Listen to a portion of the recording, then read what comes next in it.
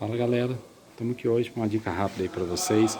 Palio Fire passou no buraco, começou a dar barulho na suspensão. Dá uma olhada, o que aconteceu com o amortecedor, galera? Já era o amortecedor, empenou inteirinho, tá vendo aqui, ó? Olha pra você ver a haste, ela é retinha, empenou inteirinho. O que foi isso aqui? O cara no Palio pegou um buraco muito grande mesmo, entendeu? A roda de ferro amassou com ele, ó, empenou o amortecedor inteirinho. Então tá aí pra vocês verem, ó. Toma cuidado nas estradas aí, que senão você danifica tudo aí a suspensão, olha pra você ver, ó. Isso aqui a porrada foi feia mesmo, ó. Empenou a haste inteirinho, olha pra vocês verem, ó. Dá pra vocês verem, ó.